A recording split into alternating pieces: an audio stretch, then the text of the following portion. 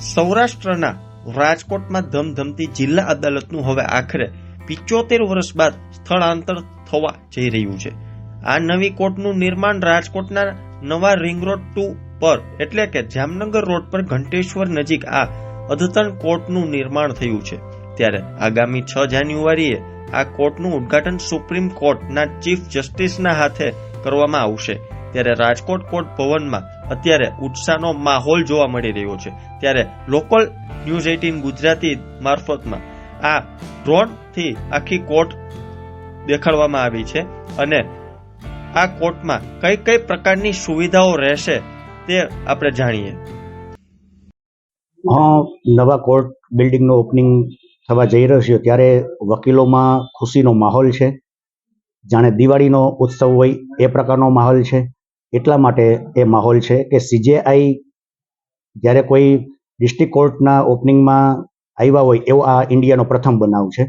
125 કરોડના ખર્ચે બનેલું 14 એકરમાં અદ્યતન કોર્ટ ભવન કે જેમાં સુવિધાઓ જોવામાં આવે તો તમામ બારનો સમાવેશ થઈ શકે, તમામ જુનિયર એડવોકેટ્સનો સમાવેશ થઈ શકે તેવી વ્યવસ્થા છે। પાર્કિંગની દ્રષ્ટિએ જોવામાં આવે તો પણ ખૂબ જ મોટું પાર્કિંગ છે।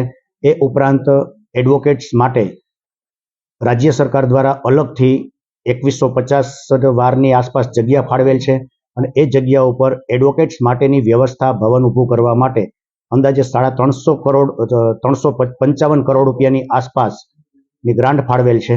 એટલે એ રીતે જોવામાં આવે તો રાજકોટના એડવોકેટો માટે એક ડિગ્નિટી રીતે વકીલાત કરી શકે એ પ્રકારની આખી સુવિધા છે। વન બાર વન વોટમાં 3555 એડવોકેટ નોંધાયેલ છે। એટલા અત્યારે પ્રેક્ટિસિંગ એડવોકેટમાં ગણી તો પણ 2000ની આસપાસ એડવોકેટ્સ।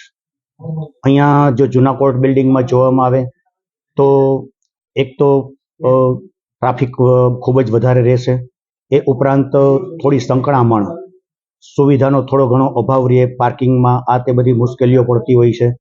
જ્યારે અત્યારે જે નવું કોર્ટ બિલ્ડિંગ છે એની સાથે સરખામણી કરવામાં આવે તો બંનેની સરખામણી થઈ જ ન શકે, એટલું બધું આધુનિક જે કોર્ટ છે એ કોર્ટ પણ સુપ્રીમ કોર્ટને સમકક્ષ હોય એ પ્રકારની કોર્ટનું આખું ડેકોરમ છે। હા, લાઇબ્રેરીમાં માટે પણ અમને જે જગ્યાઓ ફાળવેલ છે એ જગ્યામાં અદ્યતન લાઇબ્રેરી બની શકે એવડી વિશાળ જગ્યા છે। સેન્ટ્રલી એસી છે, એ ઉપરાંત રેકોર્ડ રૂમ છે, એડવોકેટ્સ તેમજ ક્લાયન્ટ્સ આવે તો ક્લાયન્ટ્સને પણ સરળતાથી કોર્ટ મળી શકે, જે કોર્ટમાં જવું હોય તે એના માટેની બધી વ્યવસ્થાઓ ત્યાં નવા કોર્ટ બિલ્ડિંગમાં છે। હા, એના માટે કેન્ટીનની જગ્યા છે ઓલરેડી, આગળ એના જે કોઈ ટેન્ડર બહાર પાડી અને કોઈ જે કેન્ટીનની વ્યવસ્થા કરવાની થશે, કારણ કે કોર્ટ થોડી રાજકોટથી આમ જોવા જાય તો દૂર પડે આ જૂની કોર્ટ બિલ્ડિંગથી, એટલા માટે એ પણ વ્યવસ્થા કેન્ટીનની પણ સારામાં સારી વ્યવસ્થા થાય એવા પણ પ્રયત્ન રહેશે। 6 તારીખે ઓપનિંગ છે। ઓપનિંગની કાર્યવાહી પૂર્ણ થયા બાદ કોર્ટ ટ્રાન્સફરની બધી પ્રક્રિયા શરૂ થશે। વિધિન અ વીક ટ્રાન્સફર થઈ શકે એવું અમને અત્યારે જાણવા મળેલ છે।